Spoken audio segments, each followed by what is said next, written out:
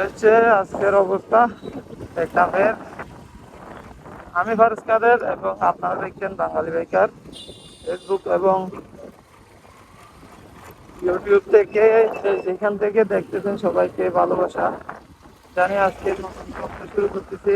আর কালকে থেকে প্রচুর পরিমাণে বাতাস ছিল, কিন্তু আজকে সকালে ছিল। এই এখন একটু বাতাসটা কমছে, কিন্তু এখনো এই সময় নিয়ে যাতা হচ্ছে, বৃষ্টি হচ্ছে।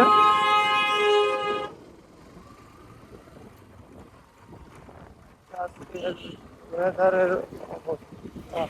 আর এই ব্রিজটা এখন প্রায় 6 মাস ক্রস করছে অলরেডি, তারপর এখনো কোনো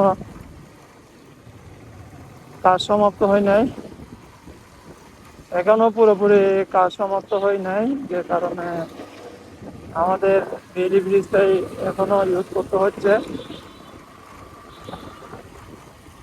এই ছিল আজকে ঘূর্ণিঝড়ের আপডেট টেকনাফ থেকে। টেকনাফে